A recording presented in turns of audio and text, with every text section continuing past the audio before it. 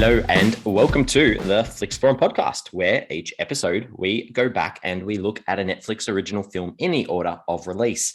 Today, we have Netflix's 171st film from 2019. It's the teen rom-com Tall Girl, directed by Nzingha Stewart. It stars Ava Michelle, Griffin Gluck, Sabrina Carpenter, Berelc, Luke Eisner, Clara Wilsey, Anjelika Washington, Rico Paris, Kinsey and Steve Zahn. I'm Jesse and I'm with MJ. How are you?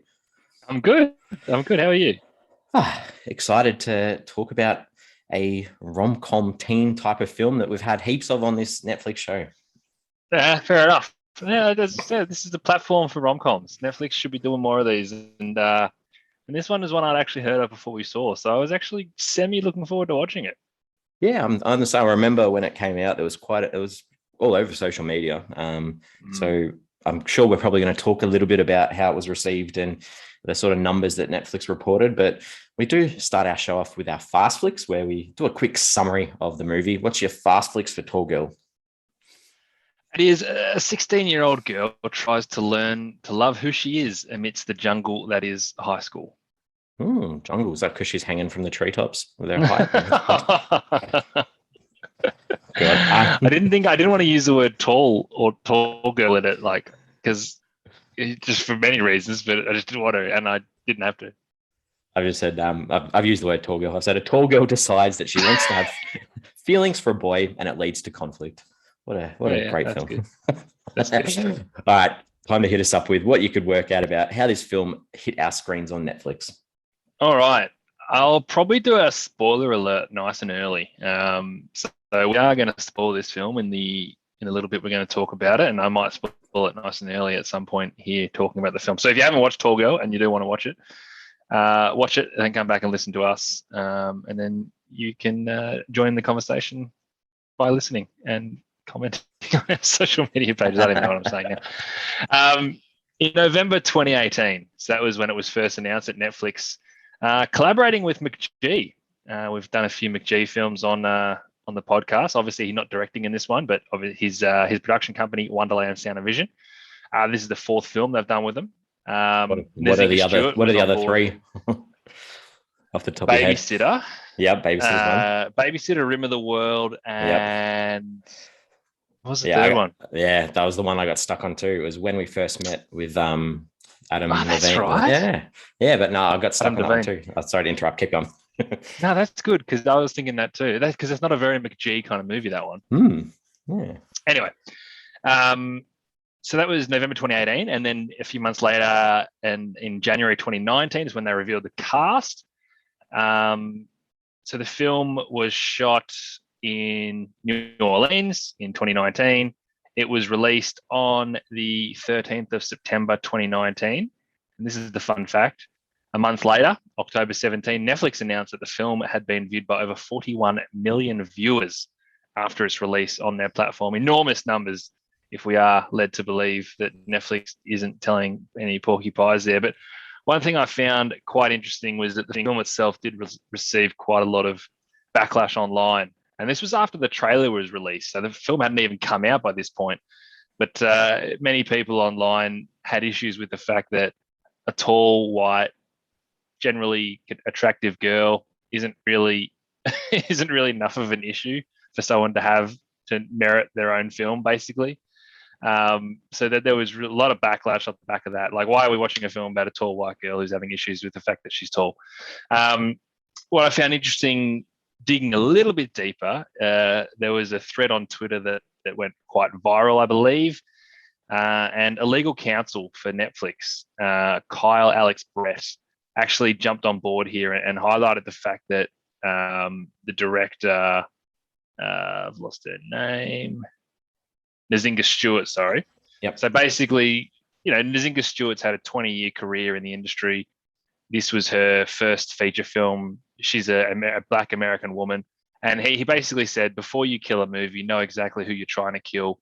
Black people, and more importantly, Black women, aren't getting the directorial opportunities we've earned and deserved. The moment I learn a new Black director is getting her first film, it is a celebration. So I think it's I hear that the language kind of changed after they heard that, but I'm not entirely buying it because I still think there was a lot of negativity around the premise of the film. But what I found even more interesting is that they are discussing a sequel for Tall Girl. Tall Girl 2 apparently is in the works at Netflix. The main character obviously returning and Michelle Ava returning in the role. From what I can gather, a lot of the supporting cast is planning on returning. The idea, and this is probably where we're getting to some spoiler territory, is that they'll follow Jodie as the popular girl after her rise to power. However, she begins to feel the pressure of popularity, which causes problems with her relationship with Dunkelman. I don't love that idea, but obviously it's got enough people to follow it to consider a sequel. So there's Tall Girl. Read a couple of things. I think the production's already done. I think that it's Netflix done, I think Netflix have got it sitting there and ready to drop at some stage. So I don't think Nzingha Stewart was back on board. I think it's directed by someone else, but from what I can gather, filming was done in April 2021, and I think it's ready to go. And I guess they're just waiting for the right moment to to work out when to put that one out. So very, it's a very strange movie to hang on to once you've got it in the can. Yeah, you think they'd probably be like, yep, record, film, edit, out sort of thing. Yeah. Good coverage there from you. You've got most of the stuff I had in different words, the whole Twitter stuff as well. And I think the idea of casting Jodie, and this is probably leads into that bit of that representation. They put out like this casting call for females of a height of 5'10" and over to submit a video audition. And Ava Michelle, who plays Jodie, is 6'1", I think, 6'1"-ish. Yeah. So interesting because, and I'll probably talk about this a bit later, 6'1's not that tall, really. You're quite correct. Yeah. So anyway, we'll probably talk about that a bit later on. Let's get into some other little bits and pieces. My favorites are the translations across the world. And they weren't meant, a lot of them just stuck with the idea of tall girl, but I think the Spanish one, it was called At My Height in Spanish-speaking countries around the world. And the only other one was in Germany, and it was How Jodie Surpassed Herself. Very blatant sort of line. I don't mind At My Height. That's not a bad title. What about in Vietnam? I think this is one of the better ones. It was called Leggy, like Leggy. Why? Because she got big legs. Because she's got big legs. Not that she's coming on to bowl from the southern stand and bowling leg spin. Oh God! And Russia, the last one, it was called In the Back, and I'm not sure if that's talking about stabbing people in the back, and that's what it's about. But that was the other. These are very Australian sporting terms here. In the back and leggy. It's very true. Tagline. Did you see the tagline for this one? Oh, I didn't know. Good. All right. The tagline for this one was, "When you don't fit in, stand tall." Oh, gross. I like it. I like that. You like it? I don't know. I think it's gross. Yep. Hey, look what you're working with. Yeah, true. We've got to find some positives in this, I guess. As you mentioned, came out on the 13th of September. Netflix worldwide, except the Philippines, where it was held off until the 13th of November. Not sure why. Couldn't work it out, but held off 2 months in the Philippines. Okay. Did you see the budget for this one? I didn't. Oh, crap. No, I didn't. 13.6 million, which isn't too bad, really. I don't know what they spent it on.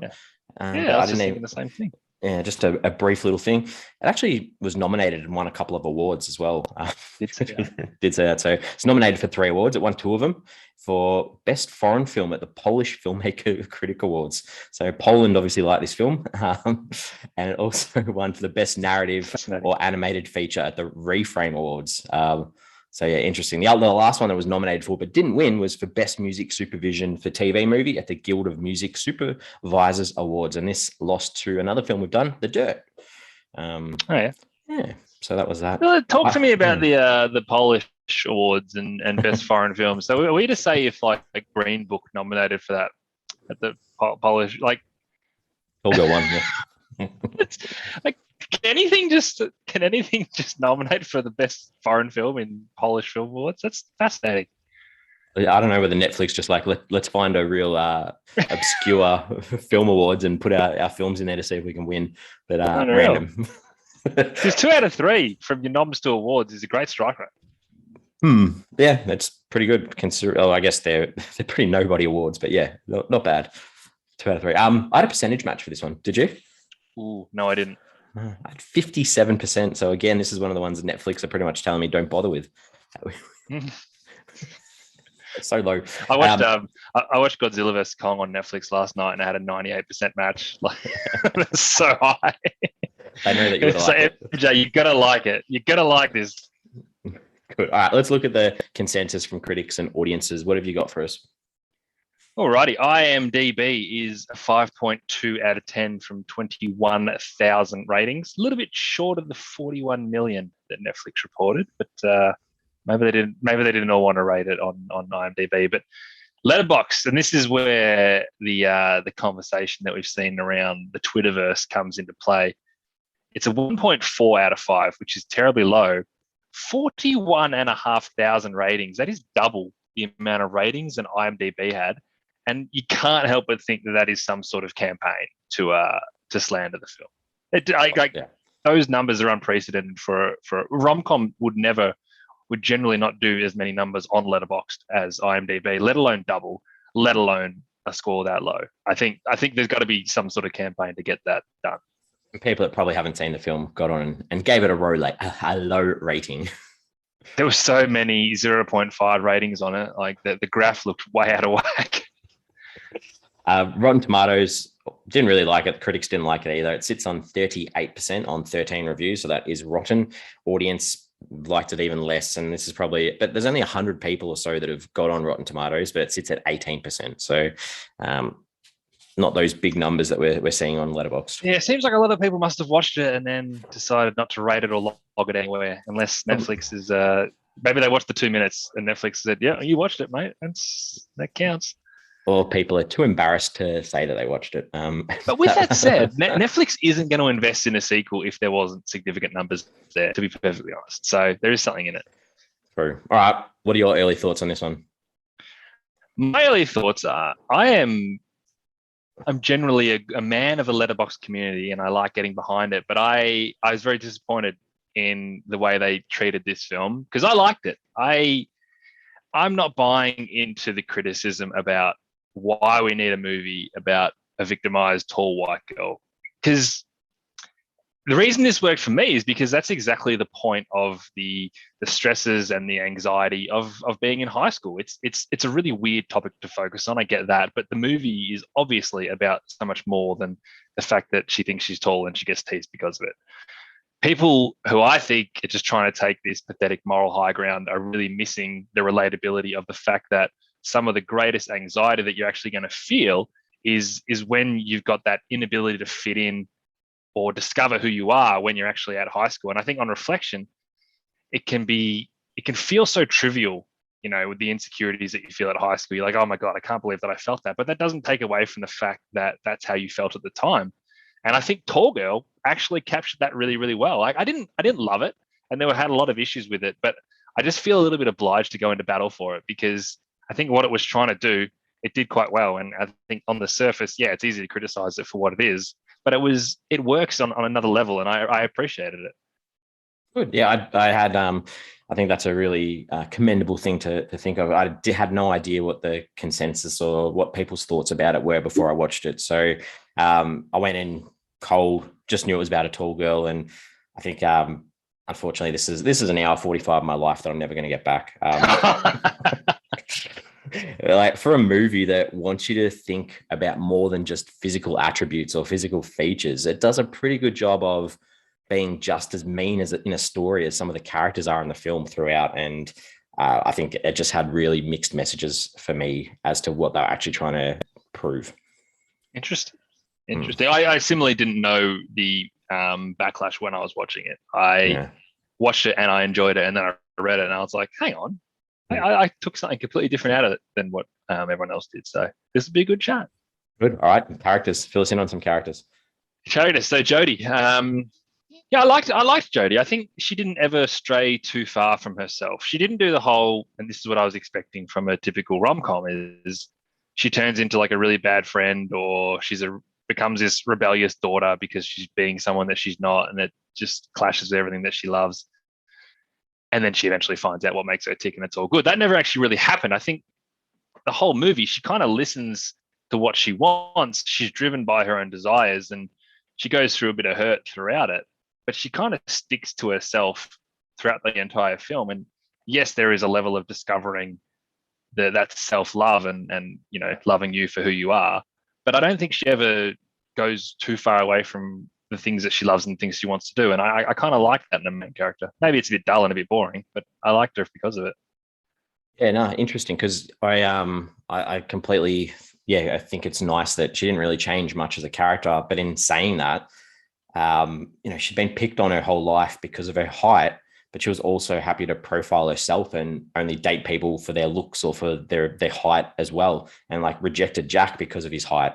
And I don't know, it just felt really weird that she was so upset and hurt, and rightly so, with the comments that were made towards her. But then on the other hand, she's happy to have her own type that she picks based on looks as well. It didn't, I don't know, it just felt weird because, like she's this sensitive sort of quiet soul that, has had to do so much in her life, like wearing guys' clothes, and trying not to, stand out as much, but in the same page, like it'd be nice for her to just be like, cool, I'm happy to go for someone because of who they are rather than they're tall and I like tall guys. It was just, I guess, yeah, I never thought of it like that, but it's a really good point you make. It actually makes parts of the movie work better than I thought they did when I think of it like that. Because I guess the idea that she doesn't like Jack Dunkelman, I can't call him Jack. I didn't know his name was Jack until I read the. She didn't like him, I think, more because of that she thinks she couldn't, or she thinks she shouldn't, or it doesn't look right, because that's the profile that she's been brought up with and how she expects herself to behave. And that's why when she sees the tall guy, she's like, oh, this is exactly what I want. And I guess by the end of the movie, and we've done the spoiler alert, it works out a little bit better, because once she strips that away from herself, she can actually be who she wants to be and recognize that, appearances, height, all that kind of stuff do mean nothing. Yeah, I never actually thought of that though when I was watching it. Just that weirdly with me. And there's lots of scenes we'll probably talk about that I was like, if this is the movie you're trying to promote as a movie where we don't want to judge people on their looks, her and her sister did exactly the same thing as all the people who were being mean to her. And it just felt weird. Yeah.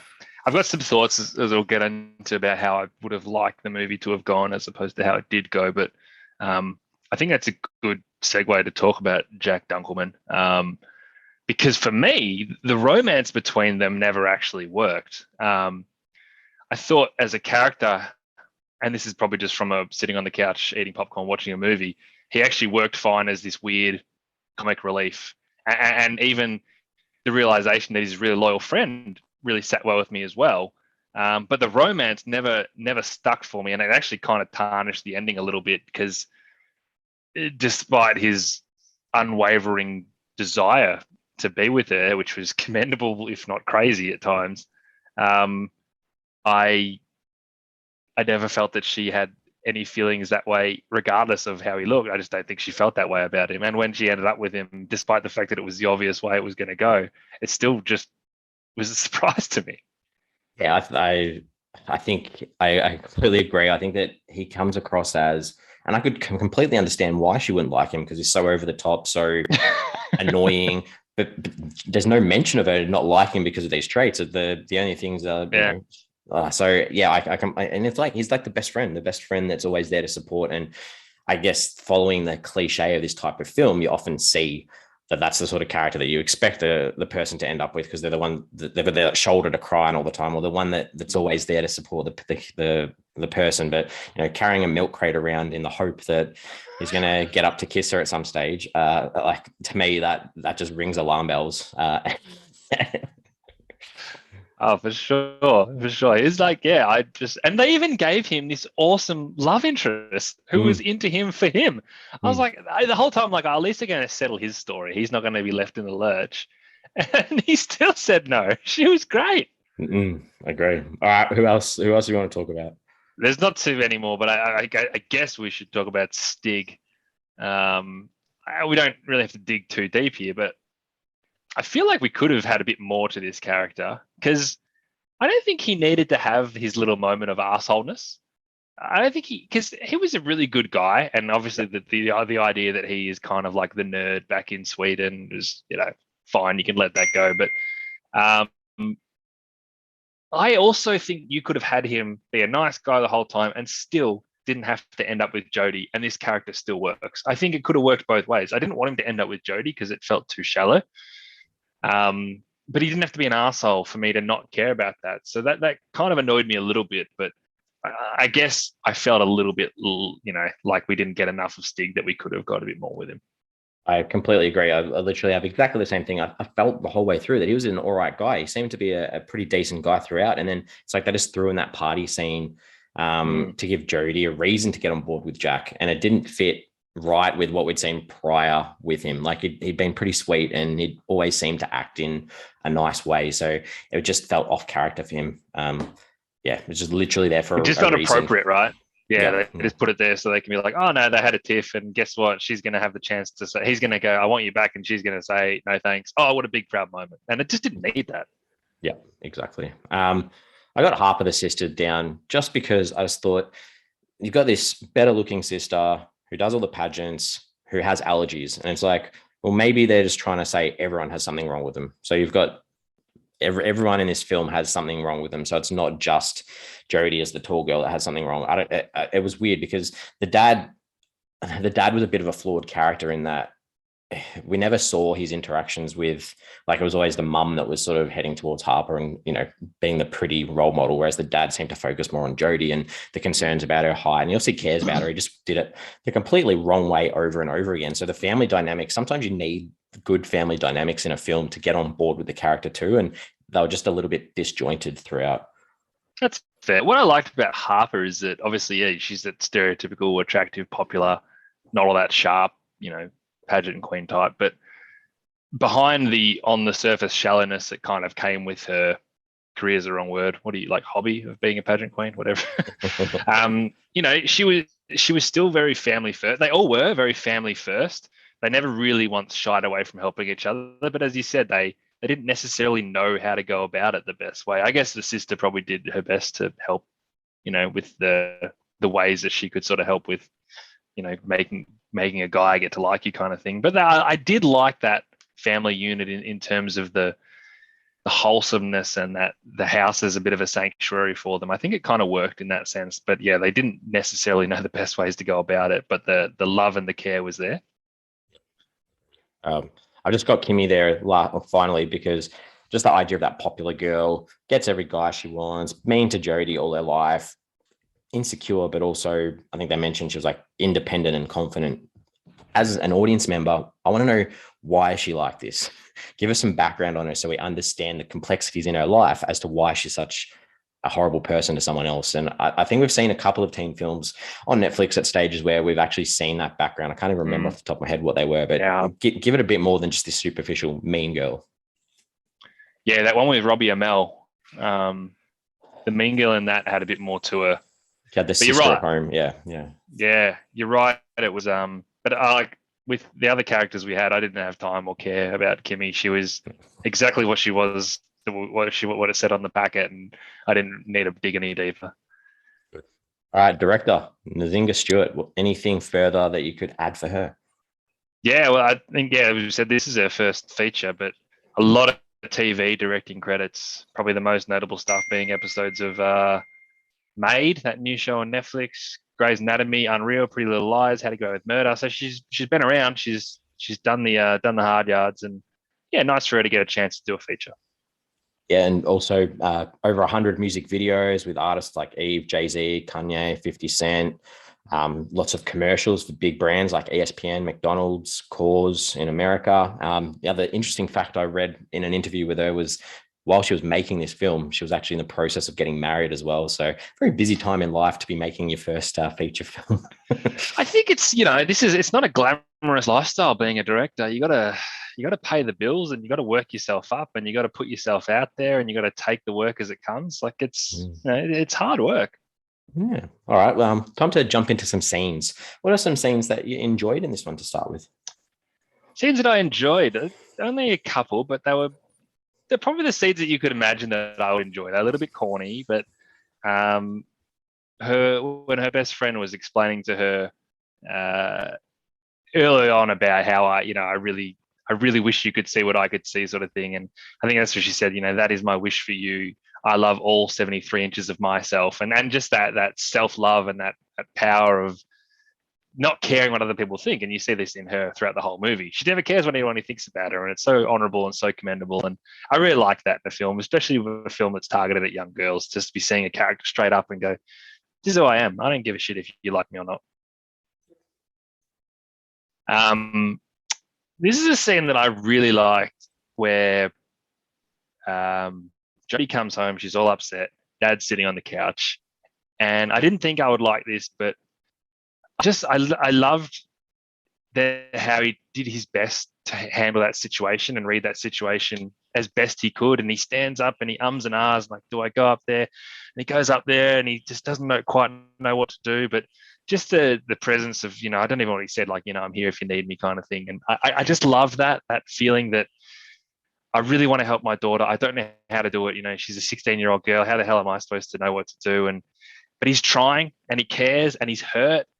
And even the corniness of them playing the piano at the end of it, it was kind of a nice father-daughter moment. And that's what I talk about, like the idea of building this sanctuary in your own home. And I think that's what they do. And, your parents do feel when something goes wrong with you. And I think that was captured really well. And I don't know if it's just, maybe it related to me a little bit, the idea of not knowing what to do in that situation, but doing your best and doing it for the right reasons. I really liked it. That's the only scene that I've got that I enjoyed too. So, so you summed that up a lot nicer than I could, and I agree. I think it was sentimentally quite nice and right in the fact that all the mistakes we'd seen him make previously, it was just nice to see him take the moment slower and reflect and say, "I'm here if you need it," rather than push the advice or the help down her throat. So I agree. Or threatened to kill the bloke for not turning up. Yeah, good. I'm glad you like that scene as well. At the end, Jodie's speech, it was weird for so many reasons, but I still kind of loved it. It still gave me some tingles in the back of the neck. Just her taking ownership of herself. Weird environment to do it. I'm sure half the people in that room were like, why are you doing this? Like, I don't care that you're tall. But anyway, I just liked it. It worked for me. It was good to see her strong and powerful. And yeah. I think it would have been annoying if the film didn't have something like that. Yeah, that was in my scenes I didn't like. It was just so corny, and I think the words and everything were nice. It was just the applause at the end, and everyone shouting and cheering. It's over the top. You don't need that. It can be just a reflective moment for the audience to go look at each other, just to pause and be like, oh yeah, maybe I've been horrible to her at some stage, rather than a big, oh yeah. Anyway, so. I have to say as well, this is in my like don't like. So I'll put it, because as I said, I like the fact that she didn't end up with like the guy with Stig. But I don't know how I feel about her ending up with the other guy in the story. And I just didn't think this story necessarily needed to have a love resolution, because I think so much about this movie was a discovery of yourself and figuring out who you are. Particularly, as I said, when the other guy already had a girl who was perfect for him. I thought it was great to pair them together and they can be happy and realize that there is more than the one girl that you've been obsessed with your whole life. There is more to life and there's more people out there. But I thought her saying no to Stig was more just like, I'm discovering who I am right now and I just want to take some time to figure that out. Not, actually, I like my best friend. He's the best guy ever. I just didn't need that. But I do respect them for not going with the main guy. So it's a love-hate relationship with how it ended. Yeah. All right, my turn. Your turn. You did it. Yeah, I've done it. So I might start off with the forgettable scenes then, because I'm probably going to have more than you do for this. I'll start reeling them off. I got a few. Oh, good. So you might have a few of the same. The constant jokes about how's the weather up there, I think you do it once and then you move on. You don't need it as a common harassment that you see over and over again. You just need it once and say, I copped that all my life. Done. Move on. There's a scene where Jack, they're talking about when Jodie first sees Stig, and if they had a baby, it would be a giant, but you'd have to have a Caesar. So again, this is a comment that you're worrying about how you're going to look. You have a beautiful child. Who cares if you've got a cut across your stomach? Like, it was just another one of those superficial comments from the characters that proving that they're just as bad as the bullies in this film as well. That scene was ridiculous. That was ridiculous. Yeah. That's enough reason to not like Jack, by the way. She should have figured that out, that he's just telling these ridiculous stories about why you can't end up with a guy. Yeah. Harper, happy to help Jodie with Stig, but the comment that she made multiple times was, you have to be willing to go all the way. She hasn't even kissed a guy at this stage. Yet we're putting this pressure on teens to go all the way. And I understand it doesn't necessarily, it might be going all the way in the relationship. I get that. But if you're a young kid and you're watching this film, you're not necessarily going to interpret it like that. So I think they needed to be very mindful of the language they use around these characters too, especially if you're trying to be positive. Anyway, yeah. A really good point, because I was initially like, oh, that's a weird thing to say. And then I eventually realized, I figured it was more to do with, you just need to commit fully. That's kind of what I took it as. But initially I was like, hang on, this movie isn't about that. Like, I don't think that's important at all. But yeah, I agree. That language was terrible. The prank call from Stig to her, it was just, why was it needed? Like, we know that he's with her arch enemy. We don't need further bullying or harassment. Like, I don't know. That was so mean, though. I can imagine a lot of high school girls like relating to that, in whether directly or not. But that was so mean. I felt so sorry. Very mean. The scene, the meat of Stig on the piano and Jodie walking in. It was just one of those things. Like, of course he plays the piano. Like, you couldn't have anything more obvious. Like, didn't play it well though. No. No, he didn't. Good tips from her. Just use those big hands. The tall club that Dad sets up at the house, the tip toppers or whatever it was, that was just super, like, wasn't needed, over the top. Oh, it was terrible. It Shocking. was so bad. Then Jodie looking up height reduction surgery online, like, oh man, come on. Like, it's just so blatant in your face. We understand that she doesn't like being tall. We don't need that further context. And as you said, she's 6'1". Like, 6'1" isn't enormous. Like, 6'1" is tall. There's not a lot of 6'1" women that you see just day to day. But like, I'm nearly 6'4", and I don't even think of myself as that tall. Jack did that Gordon Ramsay impersonation in the cafeteria. It was just woeful. The impersonation was bad, or you just didn't like the scene? Yes, the impersonation was poor. Okay. And the scene was shit. The whole idea that this was made in and around New Orleans, you have such good vibes that you can include. And when they tried to, they had like this marching band down the street, which was like 6 people on instruments when they're trying to, and then they go into this escape room and there's like the host's like in voodoo outfit. It's like, oh, cool. We're filmed in New Orleans. We've included a couple of things. We've got the vibes down pat. Rubbish. Scathing. I like it. Jodie and Harper having this D&M at the end where they have that reflection and, you know, ask, why have you never asked me for your help? The only time that she's asked you for help now is to be superficial, to look good, to dress yourself up, and how to act around guys. It doesn't necessarily relate to good sister help or good sister advice. It just really frustrated me that was the help that she'd got from her. Not, you know, how do you deal with the way you look? Like a conversation about Harper and her looks and how she deals with that herself could have really led into some good understanding from Jodie. That would have been great, actually. Good pick up. I imagine. Good work. And the last thing is the post credit, when the credits are rolling and they've got the cast at the homecoming all dancing. Jodie was in there dancing. She walked out of that homecoming for a reason. It just really left a sour taste in my mouth. You've got this impactful moment where she walks out of the homecoming and says, I don't need you. I don't need this. I'm my own person. But hey, let's have her in the credits and dancing with everyone. Just felt off. Ava Michelle, by the way, who plays Jodie, is actually a dancer. Fun fact. She was in, I was going to talk about this at some stage. Yeah. So there's a show on TV, Dance Mums was on Foxtel many, many moons ago. And the Abby chick that was like the dance mum, the coach, or whatever, she ended up in jail. But yeah, this chick was with that JoJo girl from Nickelodeon. They were all on it. Anyway, yeah. Go. Oh, there you go. Yeah. JoJo, as in the singer. Yeah. She was off Dance Mums as well. Yeah. Did you watch Dance Mums? I may have watched a bit with my sister at some stages. All right. Any scenes that you want to add that you didn't like? Straight. This is not one I didn't like, but I feel like I have to bring up. When that scene when she was 4 years old, not talking about her being tall, her parents didn't age at all in 12 years, and they didn't even try and age them. They're just like, you know what, bugger it. We're going to film it now and then we're going to do it later. I thought it was a ridiculous reaction from Dunkelman when he found out that Stig was staying with them.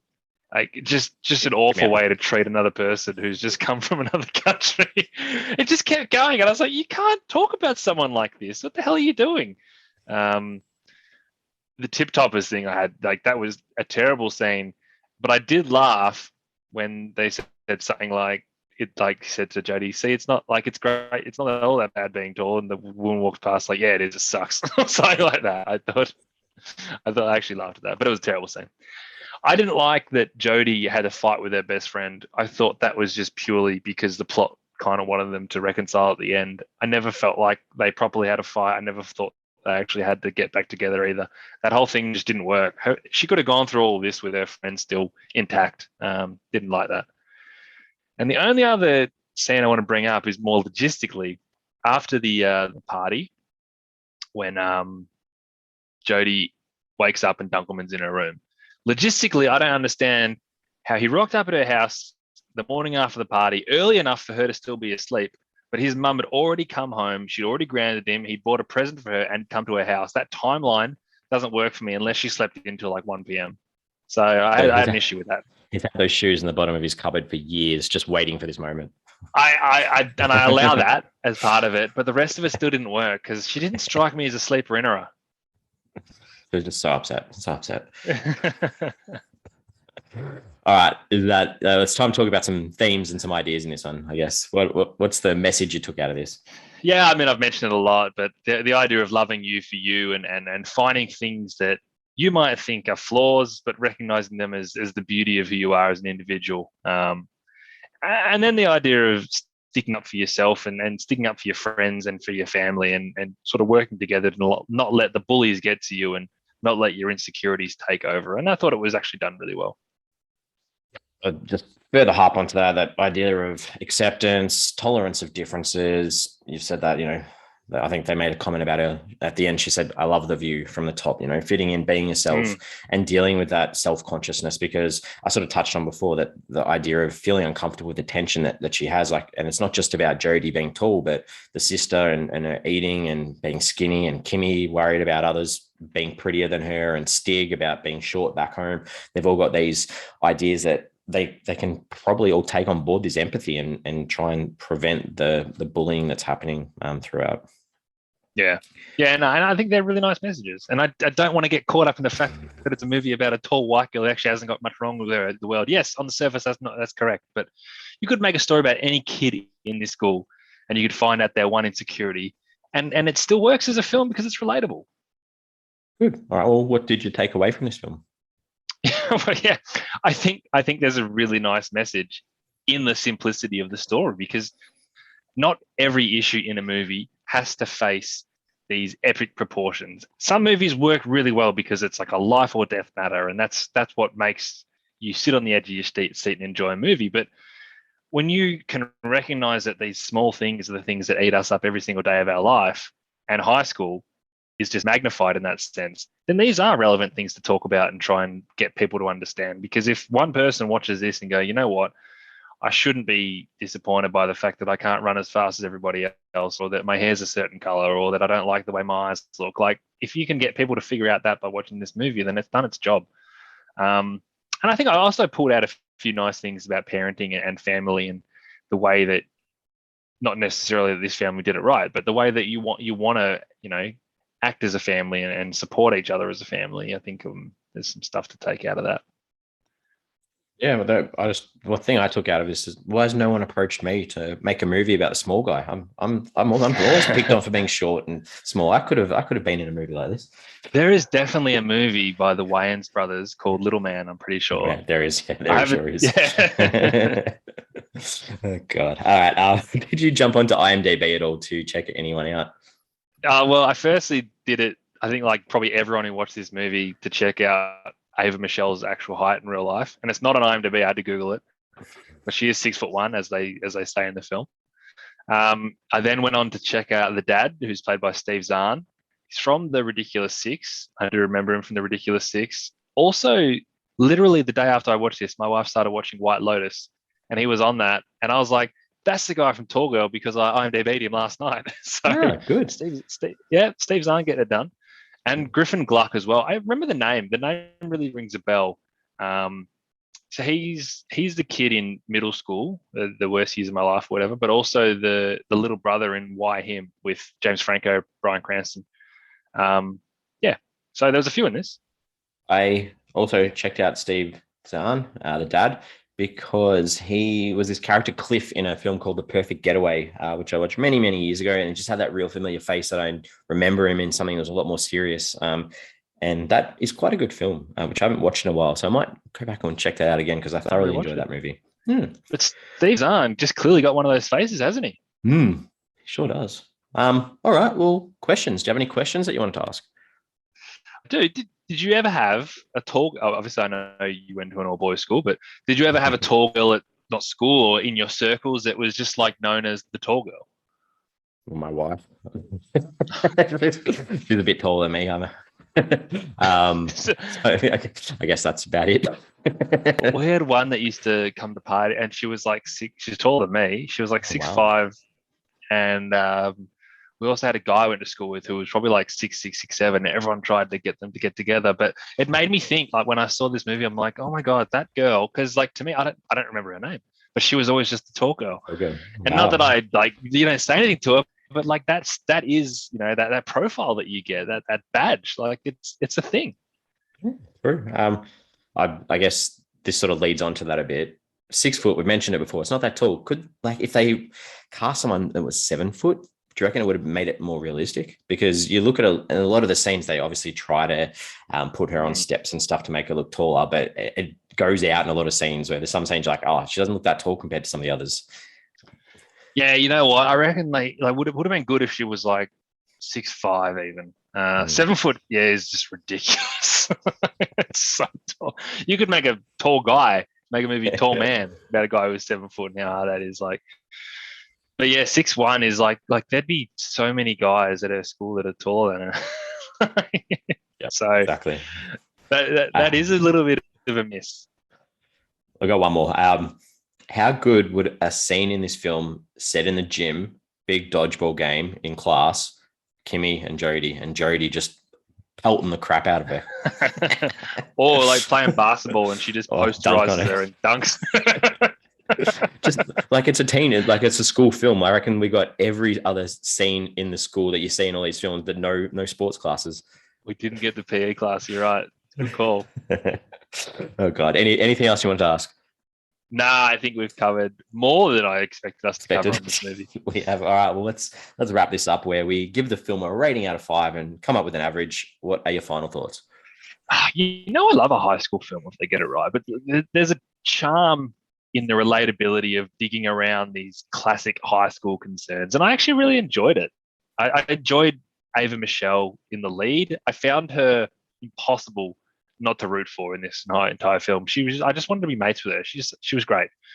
Yes, there were some really corny moments and there were bad scenes, but all in all, I enjoyed it so much more than I was anticipating. So I'm giving it 3 stars. Nice. Good. The last 10 minutes, I was actually on board. The last 10 minutes, I thought it brought it all together well. So I'll give it that, but it doesn't redeem it for the rest of the stuff that I just couldn't really gel with, because I find it really hard to find inspiration in the character that you meant to find inspirational, because she's copped it all her life. And then for me, just seeing some of the comments through her friends and through her and through her sister, that the way that she was going about it, she was becoming just as judgmental as some of them. And I know that that's probably just my reading at times with it, but that was where I got on board and I probably got stuck there rather than jumping in and out. So I'm giving it a 1.5 out of 5. So not too bad. That gives us a 2.2.5. 2.25? 2.25 sounds good. I don't know. It's been a while since 2.25. Good. 2.25. We've had quite a big gap there. We don't normally have that big gap. No, we don't. We're on socials. Got Twitter, Facebook, Instagram. Give us a follow. Give us a like if you can. Question I want to put out there on our post this week is: are we past the idea of accepting people based on looks in society now? Are we past that, or are we still stuck in that rut? Jesse, I wish we were. Let's not get ourselves. Yeah, I know. It's a tricky thing, isn't it? When we're so woke And we say we're in such a woke world where we're trying to be so politically correct and do all these things that people want to try and include acceptance. Why is this one thing that we're not actually focusing on a little bit in our own values as well, I guess? Which is why it becomes even more important to empower yourself with the way you think and the way you feel. You can't control anybody else, and that's important to know. And a hard thing to do. It's a bloody hard thing to do. Sure is. Yeah. All right. Well, we're back next week for another episode. It's a comedy next week, and I think both of us have seen this one from 2019. It's the Between Two Ferns, the movie, directed by Scott Aukerman. It stars Zach Galifianakis, Lauren Lapkus, Ryan Gall, and Giovanni Linneo. So that's what we've got for you next week. I like it. Have we had a movie out of the 170 odd that we've both watched prior to rewatching it for the pod? I don't know if we have. Possibly not. I think I watched this. I haven't watched it since it came out, so I haven't seen it in 3 years. Same. Yeah. So it'd be good to. I can't actually remember any of the interviews and stuff. Me either. So we might have to mix the shop a bit with the format next week, but we'll maybe instead of scenes, we'll go interviews, but we'll see how we go. Sounds good, mate. I'm looking forward to that one. Good. As always, thanks for the company, and we'll see you next week. See you then.